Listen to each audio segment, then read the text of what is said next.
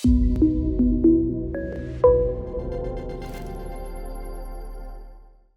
semuanya, selamat datang di Medical Legal Lab, sebuah podcast yang akan membahas isu tentang perumahsakitan, isu tentang hukum kesehatan, dan maupun isu-isu yang berkaitan dengan kedokteran. Perkenalkan, saya Dr. Dewa, host pada podcast kali ini. Dan pada episode kali ini, kita akan membawakan materi tentang informed consent. Mungkin pasti teman-teman sudah pada tidak asing dengan istilah informed consent ini. Nah, kita akan membahas ini akan lebih lanjut, bagaimana sih praktisnya informed consent akan kita terapkan. Dan hari ini spesial karena kita akan membahas dengan salah satu pakar yang memang pakar di bidang hukum kesehatan. Ya, saya perkenalkan di sini adalah Profesor Dr. Herkutanto, spesialis forensik mediko legal, sarjana hukum dan Master of Law. Ya, beliau seorang pakar hukum kesehatan dan juga seorang praktisi mediko legal. Beliau adalah salah satu tokoh yang memiliki pengalaman luas dalam etiko legal maupun mediko legal. Dan banyak sekali sumbangsi beliau dalam hukum kesehatan di Indonesia. Tanpa perlu berpanjang lebar, mungkin kita akan sapa dulu Prof. Herkutanto. Selamat datang Prof. Herkutanto, selamat datang. Terima kasih atas waktunya mau ke channel kami di Medical Legal Lab.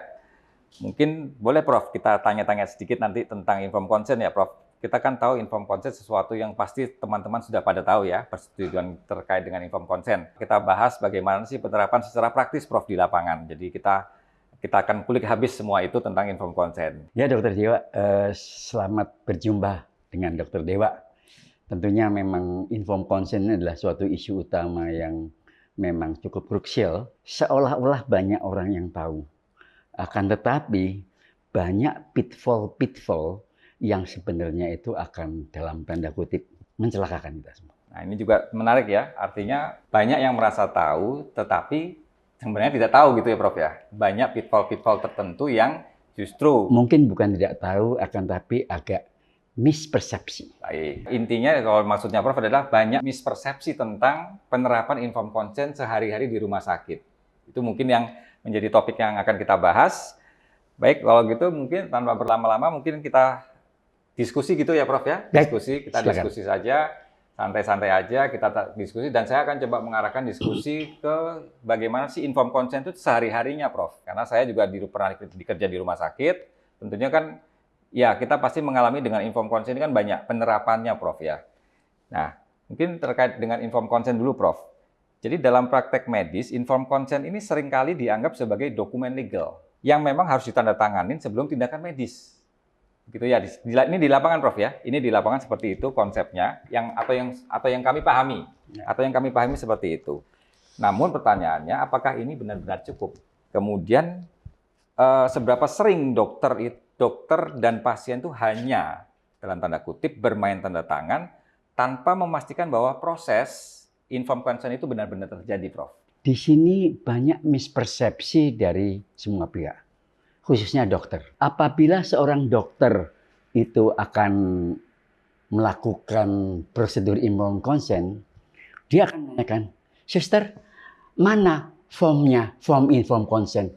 Jadi ketika dia mengatakan informed consent, tangannya begini. Artinya dia menganggap form itu adalah kepanjangan dari informed consent. Toh ada formnya, seolah formulir informed consent. Dokumen legal gitu maksudnya, Prof? Dianggapnya itu adalah informed consent. Salah. Nah, ini berarti pemahamannya salah lagi ya? Betul. Itu harusnya informed consent itu adalah suatu prosedur atau protokol yang harus dilakukan, di mana satu tahapnya antara lain itu akan menggunakan satu dokumen. Tidak semua informed consent memerlukan dokumen. Baik, saya catat penekanannya adalah pada proses ya, Prof ya. Betul. Proses dan dokumen memang bagian dari itu juga ya. Baik, itu mungkin pemahaman kita kan seperti itu tadi ya, Prof ya, di rumah sakit bahwa ditunjukkan begini dan benar ya ke beberapa. Tolong dong informed consent atau bahkan gini, Prof, tanda tangan aja kosongan masih itu karena kita menganggap formalitas begitu, Prof ya. Betul. Untuk menindaklanjuti yang pertama tadi, Prof ya, bahwa penekanannya pada proses. Nah, di lapangan Prof, ini banyak dokter mengaku bahwa di tengah jumlah pasien yang banyak, terutama pasien-pasien BPJS, mereka ini nggak memiliki waktu yang cukup, Prof, untuk menjelaskan setiap detail. Kan tadi Prof mengatakan proses, berarti kan salah satunya adalah proses menjelaskan ya, Prof ya. menjelaskan secara detail kepada pasien karena jumlah yang sangat banyak. Nah, apakah realitas ini bisa menjadi justifikasi bagi dokter untuk tidak memberikan informed consent secara penuh? Bagaimana dokter bisa tetap menjalankan kewajiban ini tapi tidak mengorbankan efisiensi kerja? Mari kita bedakan antara efisiensi dengan pelayanan kedokteran yang hakiki, di mana hak-hak dari pasien itu tidak boleh dilangkahi sama sekali. Jadi pertama, tentunya kita harus memahami informed consent itu apa dan buat apa. Kalau kita lihat ya, informed consent itu terdiri dari dua suku kata. Inform, information, sama consent atau persetujuan. Mana yang lebih penting? Di sini banyak kontroversi. Ada yang memilih informnya yang lebih penting, ada yang memilih consentnya yang lebih penting. Tapi pada dasarnya yang paling utama itu adalah persetujuannya. Tapi persetujuan itu harus berdasarkan informasi. Bukan persetujuan dalam situasi penekanan, tertekan, atau duress, bahasa Inggrisnya tadi. Ya. Misalnya ya, Bu, kami akan lakukan tindakan begini. Setuju nggak, Bu? Itu tindakan itu apa? Dokter mau tanya, maaf Bu, saya tidak punya waktu untuk menjelaskan lebih lanjut. Kalau Ibu mau oke, kalau enggak ya enggak. Akhirnya pasien oke, mau saja, dan terusnya. Ya. Itu adalah bukan informed consent. Baik, saya coba kaitkan lagi deh Prof ya. Saya coba kaitkan lagi dengan inform dan konsen. Tadi Prof membagi dua hal itu menjadi dua hal yang berbeda. Kalau seandainya boleh memilih, itu akan kita pilih konsen. Tetapi konsen atau persetujuan tanpa ada penekanan. Ya. Nah, tadi penekanan di sini yang tadi saya kaitkan dengan pertanyaan saya, itu adalah kalau penekanan ini dalam pasien ini lagi banyak, Prof. Sehingga kita menginformkan itu cukup memakan waktu. Ini bagaimana sehingga realita di rumah sakit karena pasien banyak, antara dokter mendelegasikan itu kepada perawat, atau pasien suruh menandatangani formulir kosong, Prof. Baik. Nah, ini terhadap fenomena ini bagaimana Prof Herku menanggapi? Sekali lagi, pengertian apa itu informed consent. Informed consent bukanlah suatu formulir. Informed consent itu bisa dijelaskan secara lisan. Tetapi, kenapa kok harus ada semacam formulir untuk tindakan-tindakan tertentu tadi? Itu tidak lain adalah untuk masalah pembuktian secara legal. Untuk tindakan-tindakan yang katakan cukup krusial, cukup berisiko, maka sebaiknya memang ada hitam di atas putihnya berupa formulir. Resiko yang dimaksudnya apa? Resiko tinggi, sedang? Itu dikembalikan pada tenaga medis yang bersangkutan. Apabila dia merasa bahwa itu risikonya itu adalah besar, tentunya lebih baik tertulis. Tetapi kalau risikonya itu tidak besar menurut pandangan dia, maka dengan lisan itu cukup asalkan dia didukung oleh saksi. Jadi ketika dia melakukan suatu pemberian penjelasan, itu ada tenaga kesehatan lain yang menyaksikan bahwa penjelasan itu benar-benar diberikan, yang gunanya adalah nanti apabila dilakukan atau diperlukan pembuktian, maka sudah ada saksinya itu tadi. Dimana kalau untuk yang tindakan yang lebih berisiko tinggi, itu selain saksi, itu kalau ada pernyataan tertulis, itu tentunya akan lebih baik. Penekanannya adalah tidak mutlak ya Prof ya, tidak mutlak harus tertulis, begitu ya. Hanya saja sejawat ini harus menilai tingkat resikonya. Apabila resikonya itu masih dianggap ringan atau sedang, mungkin begitu Prof ya, itu masih memungkinkan untuk secara lisan begitu Prof ya. Saya berikan contoh demikian. Ya. Kalau misalnya Dokter Dewa akan membeli kerupuk, 2 buah kerupuk, apakah perlu pakai kwitansi?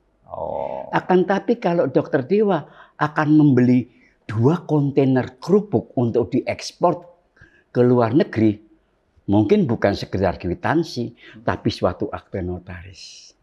Sehingga besar kecilnya risiko itu dinilai dari yang bersangkutan sendiri. Ini perumpamaan yang pas ya, saya rasa teman-teman nanti bisa menafsirkan sendiri mana yang dianggap resiko yang tinggi dan rendah, artinya berdasarkan perumpamaan tadi saya rasa sudah cukup bisa teman-teman artikan sendiri gitu ya. Terima kasih Prof untuk penjelasannya. Nah, kaitan lagi Prof dengan tadi penjelasan ya Prof ya, penjelasan seperti itu. Nah, dalam sehari-hari kami ini itu juga menghadapi pasien dengan pemahaman yang beragam Prof. Mulai dari yang well educated, sampai hingga yang maaf ya Prof, yang kurang ya Prof ya, secara pendidikan. Bahkan ada yang tidak bisa membaca, seperti itu Prof. Nah, bagaimana sih cara kita memastikan bahwa informasi dan konsen yang kita berikan tadi benar-benar sudah dipahami oleh mereka? Dan apakah menjelaskan secara lisan cukup? Atau ada metode lainnya Prof? Tadi kalau Prof sudah menjelaskan secara lisan, kan tadi Prof sudah sampaikan tidak masalah ya, tergantung dengan resikonya. Atau mungkin ada metode lain, Prof, untuk pasien-pasien yang mungkin secara pendidikan atau secara pemahaman, Prof, agak kurang. Nah, kita ingin memastikan bagaimana sih mereka tuh yakin tahu persis terkait apa sih resiko dari tindakan ini. Mungkin ada tanggapannya. Baik. Prof. Jadi para tenaga kesehatan harus memahami lebih dahulu apa itu informed consent. Baru setelah itu bisa melakukan implementasinya itu secara efisien. Begini, dalam informed consent, apa sih yang dikonsenkan oleh pasien disetujui? Banyak orang mengatakan informasinya. Ada diagnosis, ada lagi yang mengatakan gitu. Tindakan medisnya.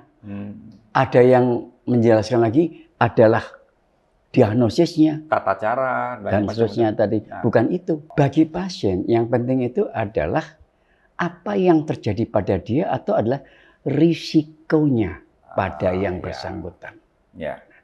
Jadi prinsipnya pada informed consent ini, pasien dihadapkan pada dua macam risiko. Pertama, risiko akibat tindakan medis, atau kedua, risiko akibat penyakit. Let the patient choose the risk. Biarlah pasien itu memilih risiko karena penyakit atau risiko karena tindakan medis. Untuk itulah maka dokter menjelaskan apa bobot risiko masing-masing itu tadi. Maaf nih Prof, maaf saya potong Prof. Ini resiko ini tadi apakah resiko yang sampai ekstrim Prof? Misalnya resiko kematian gitu Prof. Apakah itu resiko yang termasuk harus kita sampaikan? Jawabnya ya. Tapi nanti ada seni dan caranya. Bagaimana untuk menyampaikan risiko yang ekstrim. Saya membayangkan dulu Prof ya. Artinya ketika resikonya adalah sesuatu yang resiko kematian nih Prof. Ini kan bisa saja kemudian pasien nggak jadi mengambil tindakan itu. Dan itu ada caranya.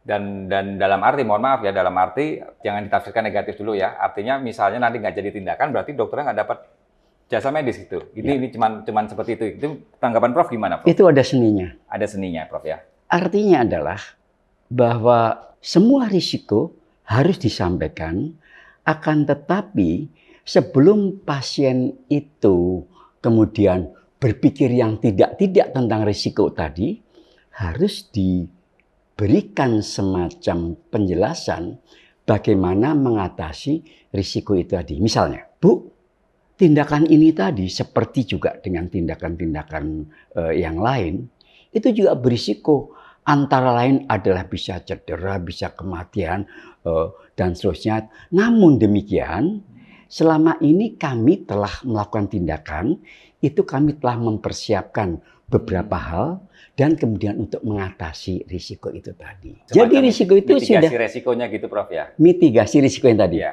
Sampaikan, tapi dengan segera. Dengan demikian, maka akan fair bagi pasien. Jadi memang satu ya, mengenai penjelasan tadi, informed consent itu ada banyak poin intinya gitu ya, dari diagnosis, tindakan, dan sebagainya. Tapi tidak. Bagaimana Prof? Justru masalah diagnosisnya apa, cara prosesnya seperti apa, pasien itu terserah masa bodoh. Bahkan kalaupun dikatakan, Bu atau Pak, ini risikonya itu 1/1000, 0,001% misalnya. Tapi bagi pasien, kalau kejadian pada saya, itu 100% artinya. Dia tidak memahami statistik ya. Nah, untuk itulah maka si tenaga kesehatan itu menjelaskan apa adanya the material risk, tapi kemudian berikan mitigasinya. Jadi apa yang disampaikan itu adalah sesuatu yang sifatnya adalah personal bagi yang bersangkutan. Baik. Jadi boleh nggak kita semacam mengambil tarik kesimpulan, mungkin benar mungkin nggak ya Prof ya, bahwa konsen itu, inform konsen itu terutama di konsennya, itu adalah konsen atas risiko. Betul. Jadi memang Jadi poinnya yang di situ. pasien setujui itu adalah risikonya. Risikonya. Apa sih Prof konsekuensi menyetujui risiko itu apa Prof? Konsekuensi apabila pasien sudah menerima risiko, maka pasien itu tidak bisa mengklaim atau menggugat dokter apabila dia setuju menyetujuinya. Dan ini masuk di dalam suatu doktrin hukum yang dikenal sebagai doktrin volenti non fit in jura. Barang siapa menyetujui suatu risiko yang akan diterimanya, maka dia tidak dapat di kemudian hari menggugat pihak lain atas risiko yang terjadi. Namun nanti bisa Dokter Dewa pikirkan lagi, apakah berarti dengan informed consent maka dokter akan bebas dari kelalaian? Itu hal yang lain. Itu menarik. Baik. Sebelum kita ke sana Prof ya, jadi saya meng-highlight, menggarisbawahi bahwa informed consent itu adalah penekanannya adalah konsen atas risiko. Bila resiko itu sudah disetujui, maka berlakulah doktrin yang tadi disampaikan oleh Prof. Berarti di sini kan penekanannya adalah dalam prosesnya ini kita benar-benar harus menjelaskan risiko, termasuk risiko yang ekstrim sekalipun, meskipun dengan cara yang tadi Prof sampaikan ya, ada tips-tips dan trik-triknya sebagai, dan bahkan sampai ada mitigasinya seperti itu. Boleh tadi Prof dilanjutkan Prof, tadi biar nyambung Prof. Jadi terkait dengan, karena memang betul tadi yang Prof sampaikan bahwa kami ini di lapangan itu selalu defensif kami atau tameng kami itu kan dia sudah tanda tangan surat persetujuan atau informed consent. Berarti dia nggak boleh nuntut saya dong. Tapi tadi saya agak tergelitik dengan Prof tadi mengatakan bahwa itu belum tentu seperti itu. Bahwa ada sesuatu yang menurut saya bisa membatalkan informed consent tersebut. Maksudnya begitu ya Prof ya? Bukan membatalkan informed consent, akan tapi informed consent itu tidak berlaku untuk situasi tertentu. Misalnya, begini, baik. Seseorang, khususnya pasien, itu akan mengklaim apabila terjadi suatu kejadian yang tak diharapkan. Medical mishaps. Kejadian yang tak diharapkan itu tadi bisa terjadi karena memang risiko tindakan medis atau karena memang kelalaian. Apabila kejadian itu setelah dianalisis, itu memang suatu risiko dan bukan kelalaian, maka harus dilihat dulu apakah si pasien itu telah memberikan persetujuan untuk menerima risiko itu atau tidak. Jadi walaupun tidak ada kelalaian dokter, akan tetapi kalau pasien belum menyetujui tindakan itu tadi, tentunya pasien masih berpeluang untuk melakukan klaim. Loh, saya nggak mau terima risiko itu tadi. Kok dokter nggak tanyakan sih? Nah, itu yang jadi. Tetapi kalau misalnya dia sudah memberikan satu persetujuan, dia nggak bisa mengklaim. Namun, apabila adverse event medical mishaps atau kejadian tak diharapkan tersebut tadi terjadi karena kelalaian dan bukan suatu risiko, maka informed consent tidak bisa mengcover kelalaian. Itu hal yang lain. Jadi informed consent itu mengcover hanya risiko. Bukan kelalaian. Yang sudah disetujui. Resiko yang sudah disetujui, tapi bukan kelalaian. Bukan. Nah, kemudian begini Prof, di lapangan Prof, resiko itu kan nggak cuma satu Prof, kan pasti ada banyak nih resiko. Nah, pertanyaannya dalam hal teknis kita melaksanakan itu, apakah kita harus membuat semua resiko itu, kalau katakanlah ada 5-6 resiko, terus kemudian resikonya ternyata sudah kita tulis nih Prof, panjang-panjang.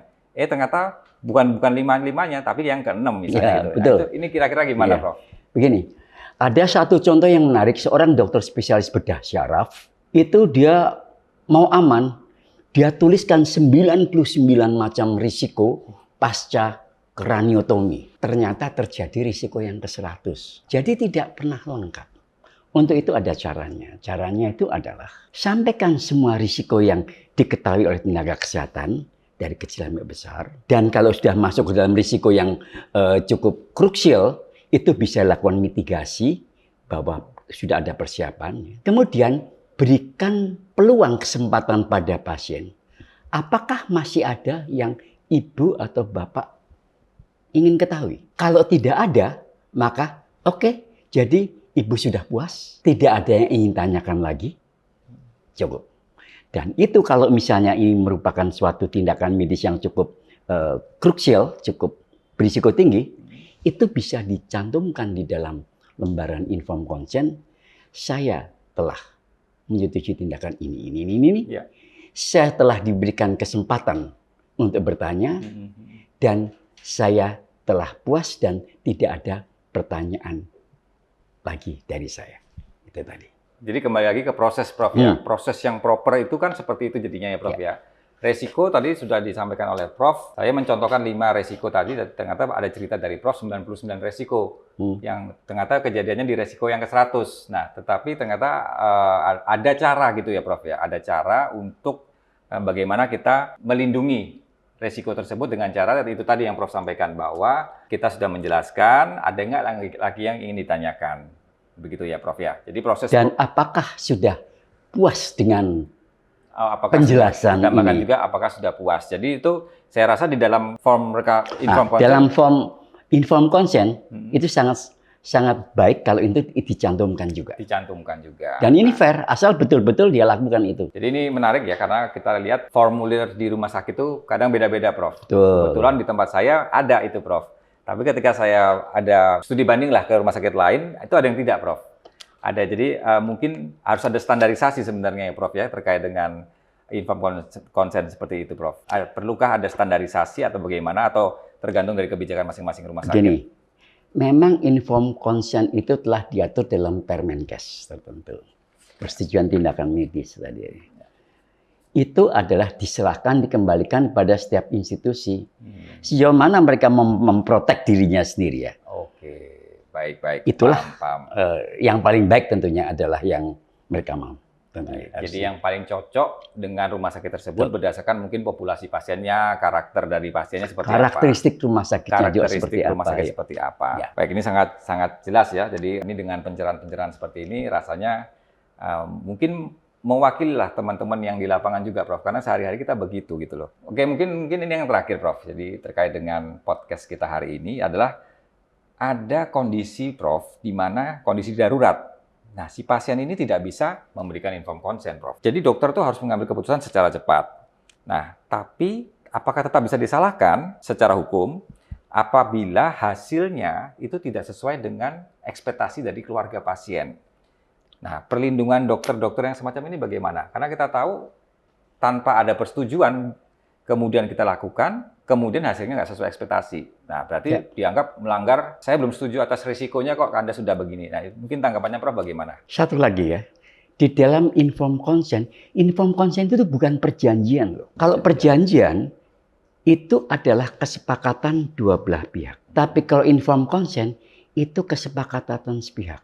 Kesepakatan sepihak. Sehingga di dalam inform consent, itu tadi, itu tidak disebutkan tentang outcome, apa ekspektasi. Tapi dalam inform consent itu lebih fokus kepada risiko sebenarnya tuh. Bukan efek saja atau outcome. Kembali lagi pada pertanyaan Dr. Dewa, yaitu kasus darurat. Dalam keadaan darurat. Tidak ada. Pertanyaan utamanya adalah siapa sih yang berhak memberikan persetujuan? Pertama pasti pasien sendiri, Prof. Ya? Pasien yang sudah, yang cakap hukum. Cakap dalam arti kata, dia itu adalah dewasa, dan kedua adalah sound of mind. Dia mampu mengambil keputusan.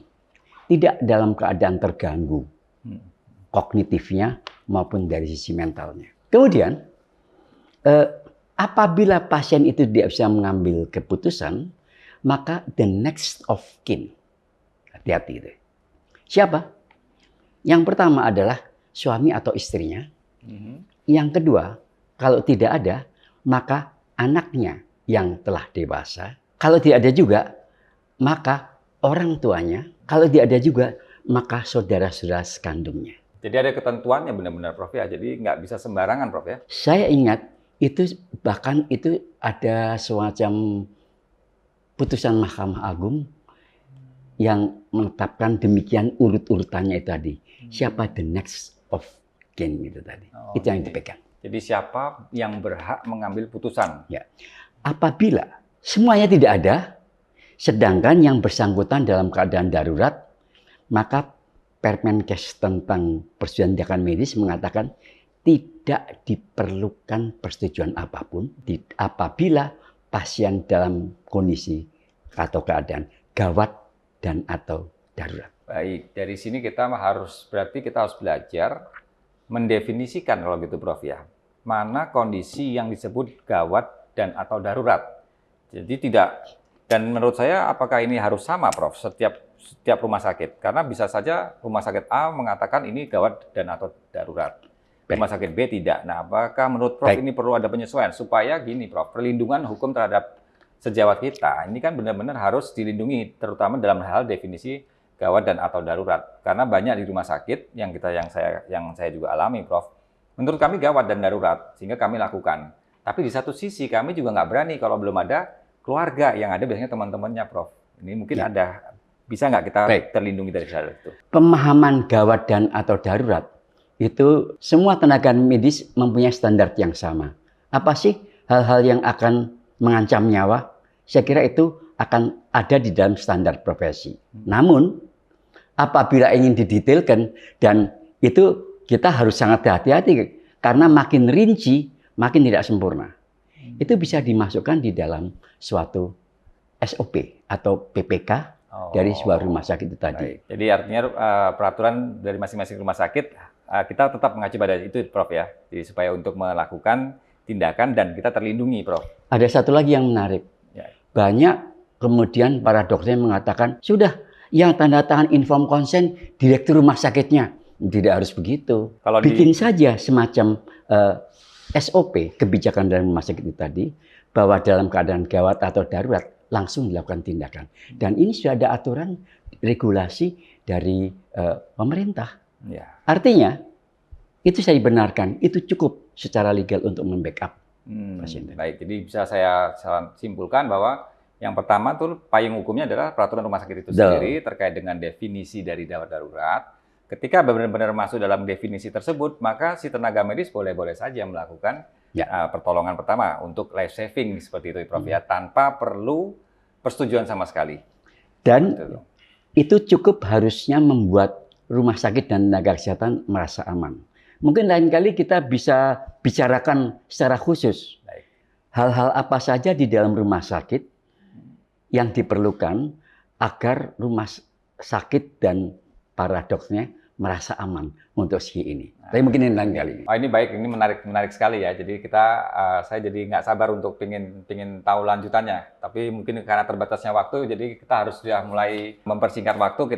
Saya mulai dengan pada kesimpulan dulu Prof ya. Tadi sudah kita diskusikan. Jadi saya mendapatkan beberapa banyak poin dari Prof terkait apa yang sisa hari-hari yang kita lakukan dengan normatif atau dengan tips dari Prof Herkutanto. Saya simpulkan sebagai berikut bahwa inform consent itu bukan sekedar tanda tangan atau dokumen administratif, tadi bukan formulir, tapi lebih penekanan pada proses. Yang poin kedua yang ingin saya sampaikan adalah terkait dengan tantangan dalam melakukan inform consent kalau pasiennya banyak. Tadi sudah dikasih tahu Prof, tidak semuanya harus tertulis kok. Ada yang perlu tertulis, ada yang tidak. Yang terutama yang resiko tinggi ya kalau bisa harus ya tertulis, sebisanya tertulis. Terkait dengan pemahaman pasien berbeda-beda ya memang harus ada strategi tersendiri dari para dokter, yaitu seninya dokter dalam memahami komunikasi dengan pasien ya. Nah, terkait dengan tadi yang terakhir kita pada kondisi darurat di mana inform consent itu tidak sempat diberikan, maka tadi dari saran dari Prof adalah harus menentukan definisi-definisi gawat darurat yang seperti apa. Kemudian itulah yang menjadi payung hukum bagi tenaga medis ketika melakukan tindakan medis tanpa perlu adanya persetujuan. Baik, saya rasa mungkin itu untuk episode kita kali ini. Sampai ketemu di episode-episode selanjutnya yang akan lebih menarik dan membahas isu perumahsakitan tentang dokter dan sehari-hari yang ada dalam dunia kesehatan. Dan semoga informasi ini bisa membuat teman-teman dokter, teman-teman dari manajemen rumah sakit itu menjadi lebih aware terhadap hal-hal yang seperti ini. Karena ini saya yakin ini terjadi di rumah sakit kita sehari-hari. Dan saya harap masyarakat juga bisa mendapatkan informasi yang lebih baik, edukasi yang lebih baik berdasarkan podcast ini. Akhirnya saya undur diri dulu, saya Dr. Dewa dari Medical Legal Lab. Terima kasih atas waktunya mau ke channel kami di Medical Legal Lab. Terima kasih atas perhatiannya, sampai jumpa di episode selanjutnya.